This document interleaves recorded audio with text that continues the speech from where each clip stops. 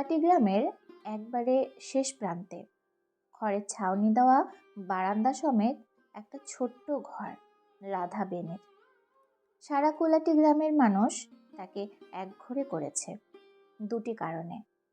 একটা কারণ, তার স্বামী বছর 20 আগে কুষ্ঠরোগে মারা যান, আর দ্বিতীয়, সে নাকি অপয়া।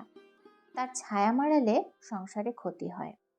মুড়ি, চাল, বাদাম, ছোলা এইসব ভাজা বিক্রি করে কোনো রকমের দিন চলে রাধা বেনের। কেউ ওর সাথে কথা বলা তো দূর, ছায়া পর্যন্ত এড়িয়ে যায়। বৈশাখ মাসের শেষের দিক, টানা 1 সপ্তাহ ধরে বৃষ্টি হয়ে চলেছে। অসময়ে যেন বর্ষা নেমে এসেছে প্রকৃতির বুকে। গ্রামের সমস্ত নদী, নালা, খাল, বিল জলে টইটুম্বুর হয়ে গেছে। বৃষ্টির কারণে এই কটা দিন রাধার আর মুড়ি এবং চাল কোনো কিছুই ভেজে ওঠা হয়নি, তাই হাটে যাওয়ার কোনো কারণ নেই। রাধা ঘরের টিনের বাক্সতে থাকা টাকা কটা গুনে একবার ঘরের শত ছিদ্র হয়ে যাওয়া চালের দিকে তাকিয়ে মনে মনে ভাবল, এইবার বর্ষা আসার আগেই ঘরের চালটা ঠিক করে নিতে হবে, না হলে খোলা আকাশের নিচে থাকাও যা, এই ঘরেও থাকাও তাই হবে।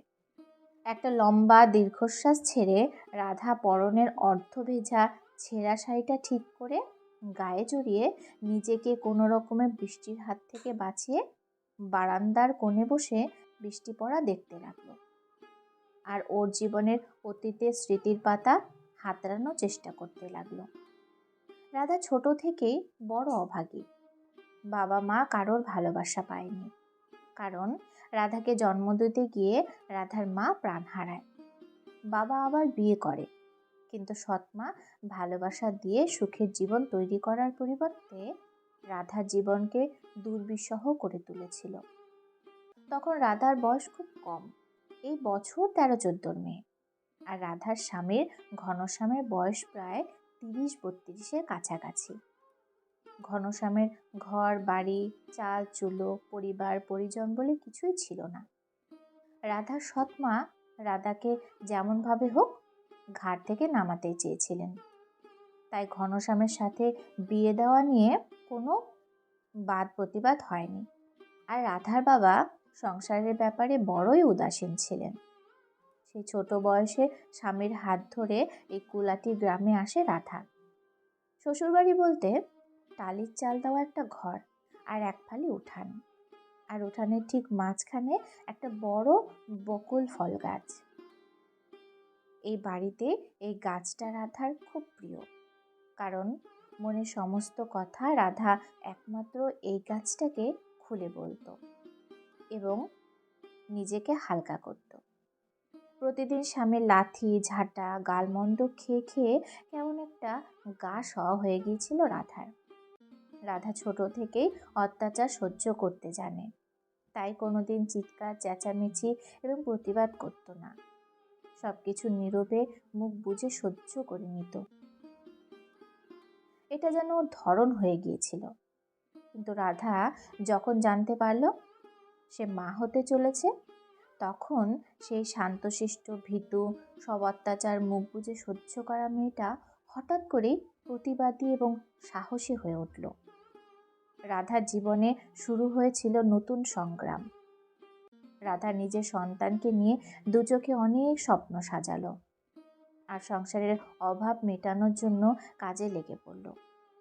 রাধা মুড়ি, চাল, বাদাম, ছোলা এইসব ভাজত, আর ঘনশ্যাম বাড়ি থেকে কাজে বেরিয়ে গেলে হাটে বিক্রি করতে যেত।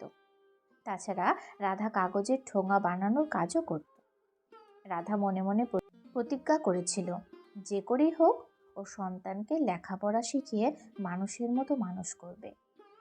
কিন্তু ভাগ্যের নিষ্ঠুর পরিহাস, ঠিকমতো পুষ্টিকর খাবার এবং যত্নের অভাবে রাধা এক অসুস্থ সন্তানের জন্ম দিল।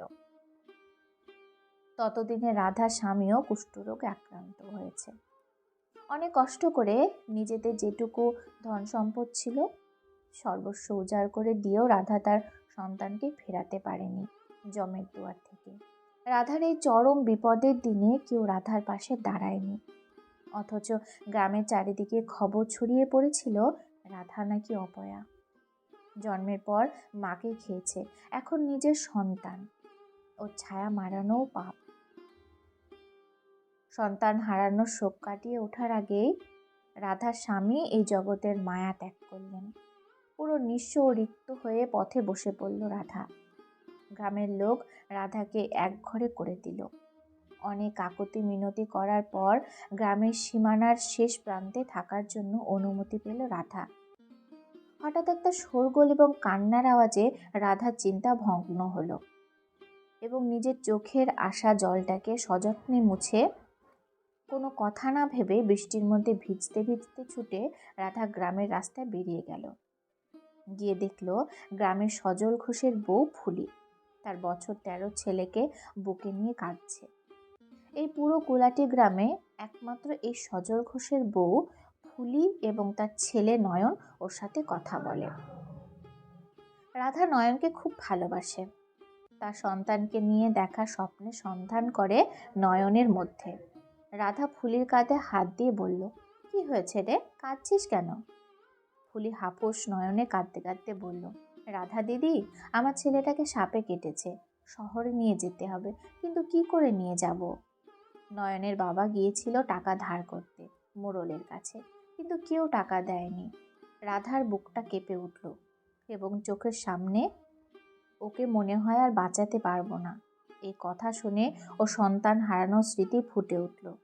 রাধা বলল, তাড়াতাড়ি একটা গরুর গাড়ির ব্যবস্থা কর, হাসপাতালে নিয়ে যেতে হবে, টাকা চিন্তা করিস না। এই বলে নিজের বাড়ির দিকে হাঁটা দিল। ঘরে ঢুকে টিনের বাক্স থেকে টাকা কটা নিয়ে পরনের ছেঁড়া শাড়িটা ভালো করে কোমরে গুজে ঘরের ভাঙা দরজাটা দিয়ে ঠাকুরের উদ্দেশ্যে প্রণাম ঠুকে বেরিয়ে পড়ল রাধা। ফুলির হাতে টাকাটা দিয়ে বলল, এই নে, চিন্তা করিস না, নয়ন ভালো হয়ে যাবে। সেদিনের পর পার হয়ে গেছে 1 সপ্তাহ। নয়ন এখন সুস্থ। রাধা রোজ একবার করে এসে দেখে যায়। ফুলি রাধাকে জড়িয়ে ধরে কাঁদতে কাঁদতে বলেছিল, রাধা দিদি, আমি সময় মতো তোমার ধার ঠিক শোধ দিয়ে দেব। রাধা বলেছিল, থাক, আমি না হয় ওইটুকু আমার ছেলের জন্য করলাম। কি রে, করতে দিবি না? নাকি আমার ছোঁয়া জিনিসে তোর ছেলের ক্ষতি হবে? ফুলি রাধাকে জড়িয়ে ধরে কাঁদতে কাঁদতে বলেছিল, তুমি অপয়া কেন হতে যাবে? তুমি আমাদের জীবনে ভগবান, আর মায়ের ছোঁয়ায় সন্তানের কোনোদিনও ক্ষতি হয় না। রাধা এসে বলেছিল, টাকা গেছে, আবার আসবে। ভালোবাসা হলো জীবনের আসল সম্পদ, যেটা মৃত্যুর পরও সবার হৃদয়ে বেঁচে থাকবে। ফুলি অন্তরে গভীর শ্রদ্ধা থেকে রাধার পা ছুঁয়ে প্রণাম করেছিল। সত্যি, সারা গ্রামের মানুষ এবং তার পরিবার যখন তার পাশে দাঁড়ায়নি, তখন এক ঘরে হয়ে যাওয়া পরিবারের মানুষটা ওর পাশে দাঁড়িয়েছে এবং ঢাল হয়ে বিপদ থেকে আগলে রেখেছে। সত্যি, ভালোবাসা অমূল্য সম্পদ, যাকে কোনো কিছুর বিনিময়ে পাওয়া সম্ভব নয়। কারণ ভালোবাসা অর্জন করে নিতে হয়।